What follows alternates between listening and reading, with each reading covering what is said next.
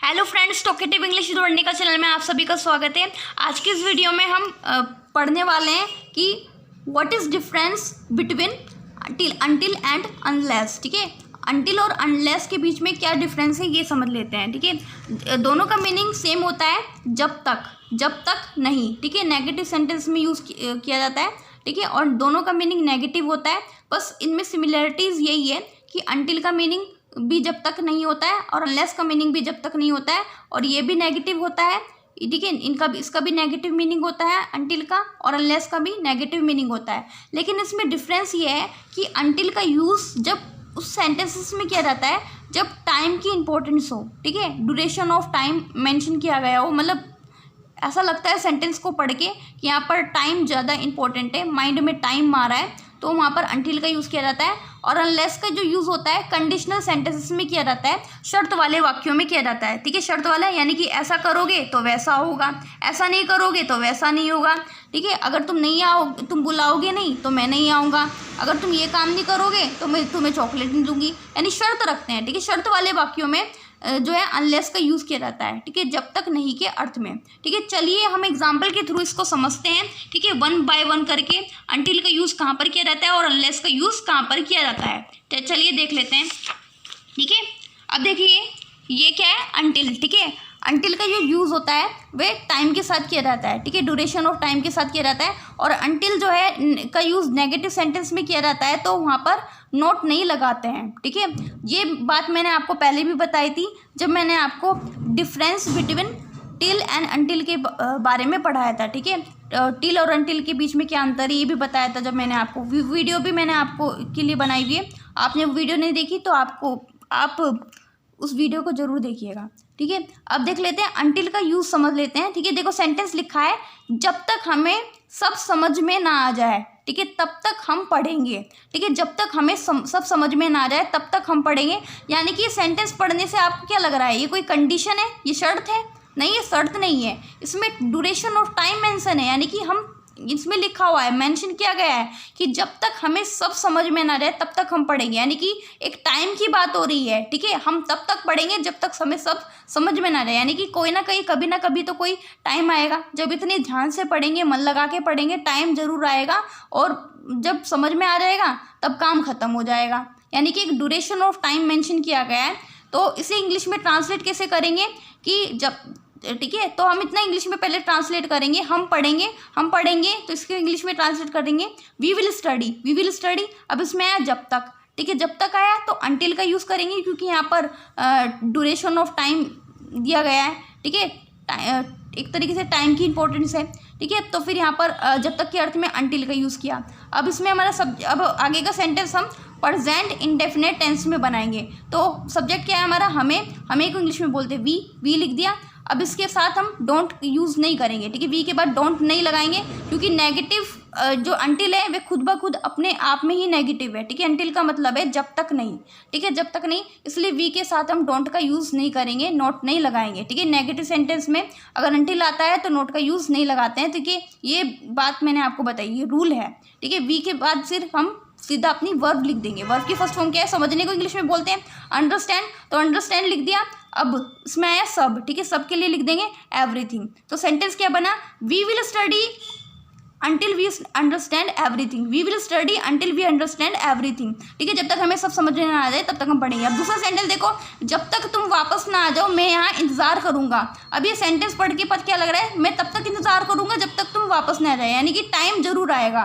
ठीक है, कभी ना कभी तो वो वापस आएगा, 1 घंटे बाद, 2 घंटे बाद, यानी टाइम जरूर आएगा। ठीक है, और मैं इंतजार तब तक करूँगी जब तक तुम वापस ना जाओ।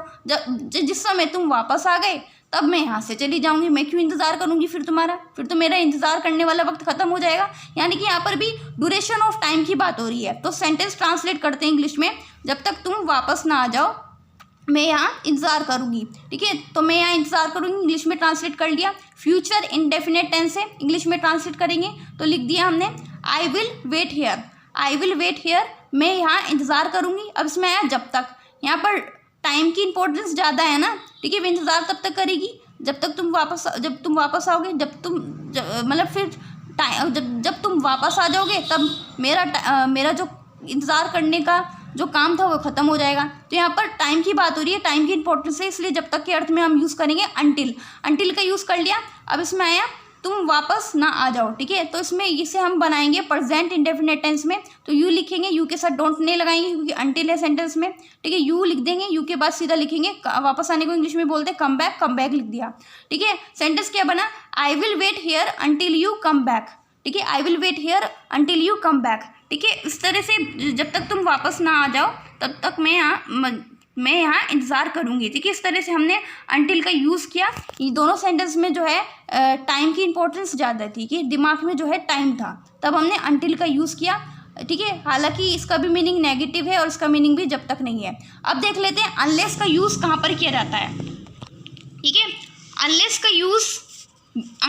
का मतलब भी जब तक होता है, ठीक है, जब तक होता है। अनलेस का यूज़ जो है कंडीशनल सेंटेंसेस में किया जाता है, शर्त वाले वाक्यों में किया जाता है, ठीक है। शर्त वाले वाक्य कैसे होते हैं, ठीक है, ऐसे शर्त वाले वाक्य किस प्रकार के होते हैं, एग्जाम्पल के थ्रू हम समझते हैं। देखो पहला सेंटेंस पढ़ो, जब तक तुम मेहनत नहीं करते तो तुम एग्ज़ाम पास नहीं कर सकते, ठीक है। यानी कि इसमें शर्त रखी गई है, तुम मेहनत करोगे तभी तुम एग्ज़ाम पास करोगे, ठीक है। बिना मेहनत के तुम एग्ज़ाम पास नहीं करोगे, यानी कि शर्त है, मेहनत करोगे तभी एग्ज़ाम पास करोगे, यानी कि कंडीशन है, शर्त है। तो इसे इंग्लिश में ट्रांसलेट करते हैं, ठीक है। जब तक के अर्थ में हम क्या लगाएंगे, क्या लिखेंगे, अनलेस लिख दिया, ठीक है। तुम मेहनत नहीं करते, यानी कि ये क्या है, प्रेजेंट इंडेफिनिट टेंस है। तो हम लिखेंगे, सब्जेक्ट क्या है हमारा, तुमको लिखेंगे यू लिख दिया। अब इसमें हम डोंट यूज़ नहीं करेंगे क्योंकि अनलेस जो है नेगेटिव है, ठीक है, इसलिए इसमें डोंट नहीं आएगा, ठीक है। इसमें भी नॉट का यूज़ नहीं करते जिस सेंटेंस में अनलेस का यूज़ करते हैं, तो यहाँ पर डोंट का यूज़ नहीं करेंगे। फिर सीधा लिख देंगे, मेहनत करने को इंग्लिश में बोलते हैं वर्क हार्ड, तो वर्क हार्ड लिख दिया हमने। अनलेस यू वर्क हार्ड, जब तक तुम मेहनत नहीं करते। अब इसमें हम कोमा लगा के दूसरा सेंटेंस बनाते हैं कि तुम एग्ज़ाम पास नहीं कर सकते, ठीक है। मैंने आपको मॉडल वर्क पढ़ाई है, तो इस इंग्लिश में क्या बोलेंगे, मतलब सेंटेंस को इंग्लिश में ट्रांसलेट करेंगे तो क्या हो जाएगा, you can't pass the exam, ठीक है। You can't pass the exam, तुम एग्ज़ाम पास नहीं कर सकते। ये कैन नॉट है, कैन नॉट को शॉर्ट में लिखा है कांट, ठीक है, कांट लिख दिया, ठीक है। Unless you work hard you can't pass the exam, ठीक है। जब तक तुम मेहनत नहीं करते तब तक तुम एग्ज़ाम पास नहीं कर सकते, ठीक है। इस तरह से यहाँ पर शर्त रखी गई है। अब देखो दूसरा सेंटेंस है, मैं तुमसे बात नहीं करूँगी, रुको, इसमें रा की मात्रा ऐसी है, ठीक है। मैं तुमसे बात नहीं करूँगी, ठीक है, सही कर देना, ठीक है। मैं तुमसे बात नहीं करूँगी जब तक तुम मेरे लिए आइसक्रीम नहीं लाते, ठीक है। मैं तुमसे बात नहीं करूँगी जब तक तुम मेरे लिए आइसक्रीम नहीं लाते। शर्त है कि आइसक्रीम लाओ तभी मैं तुमसे बात करूँगी, वरना मैं तुमसे बात नहीं करूँगी, यानी कि इसमें कंडीशन रखी गई है, शर्त रखी गई है। तो सेंटेंस कैसे बनाएंगे, ठीक है। सेंटेंसेस में पहले सेंटेंस लिख देते हैं हम। देखो ये सेंटेंस बनाने से पहले मैं आपको बता देना चाहती हूँ, ये जो पहले का सेंटेंस है हम इसको ऐसे भी लिख सकते थे, ये वाला सेंटेंस भी हम पहले लिख करके इसको फिर बाद में लिख सकते थे, ठीक है। हम ऐसे भी लिख सकते थे इसको, you can't pass the exam unless you work hard, ठीक है। तुम एग्ज़ाम पास नहीं कर सकते जब तक तुम मेहनत नहीं करते। मतलब इस सेंटेंस को, चाहे इस सेंटेंस को हम बाद में लिखें या पहले लिखें, या सेंटेंस को बाद में लिखें या पहले लिखें, तो बात एक ही है, ठीक है। जैसे सेंटेंस है, इसमें हमने लास्ट वाला सेंटेंस पहले बना लिया, ठीक है। जब तक तुम मेरे लिए आइसक्रीम नहीं लाते, तो इसे इंग्लिश में क्या बोलते हैं, ठीक है, मैं तुमसे बात नहीं करूँगी, ठीक है। तो ये सेंटेंस को हमने पहले बना दिया, मैं तुमसे बात नहीं करूँगी, तो सेंटेंस इंग्लिश में बनाया हमने, फ्यूचर इंडेफिनिट टेंस है, I will not talk to you, I will not talk to you, मैं तुमसे बात नहीं करूँगी। अब इसमें आया जब तक, ठीक है, जब तक आया इसमें, तो इसके लिए हमने लगाया इंग्लिश में अनलेस क्यों लगाया, कंडीशन वाला सेंटेंस है, शर्त वाला सेंटेंस है। अब इसमें लिखा तुम मेरे लिए आइसक्रीम नहीं लाते, ठीक है। तो ये इसको हम आगे का सेंटेंस हम बनाएंगे फ्यूचर वो प्रेजेंट इंडेफिनिट टेंस में। तो सब्जेक्ट क्या है हमारा, तुमको लिखेंगे यू के बाद हम डोंट नहीं लगाएंगे क्योंकि अनलेस आया, अनलेस का खुद ब खुद नेगेटिव मीनिंग है। तो इस वाले सेंटेंस में हम जो है नोट का यूज़ नहीं करेंगे, ठीक है। डोंट नहीं लगाएंगे यू के बाद, सीधा हम वर्ब पे आ जाएंगे। वर्ब क्या है हमारी, नहीं लाते, लाने को इंग्लिश में बोलते हैं ब्रिंग, ठीक है, ब्रिंग लिख दिया हमने। अब आइसक्रीम को तो आइसक्रीम बोलेंगे, आइसक्रीम लिख दिया। और मेरे लिए के लिए प्रीपोजिशन लगता है फॉर लिख दिया। अब मेरे के लिए लिखा मी, ठीक है। सेंटेंस क्या हो गया हमारा, I will not talk to you unless you bring ice cream for me, ठीक है। मैं तुमसे बात नहीं करूँगी जब तक तुम मेरे लिए आइसक्रीम नहीं लाओगे। इस तरह से जो है अनटिल का यूज़, वो अनलेस का यूज़ किया जाता है, ठीक है, कंडीशनल सेंटेंसेस में किया जाता है, ठीक है। आई होप आपको ये बात समझ में आई होगी। अब मैंने आपको दोनों अनटिल और अनलेस, ठीक है, दोनों का यूज़ कैसे सेंटेंस में किया जाता है मैंने आपको एक्सप्लेन कर दिया है, समझा दिया है। अब हम इसका ओवरव्यू देख लेते हैं, ठीक है।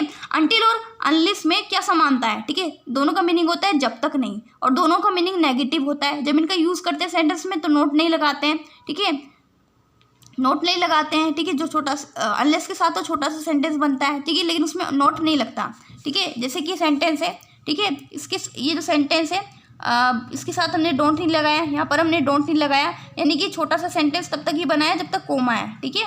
अब अनलेस के साथ भी जो है नोट नहीं लगाते, जिस प्रकार से अनटिल के साथ हमने नोट नहीं लगाया सेंटेंस में।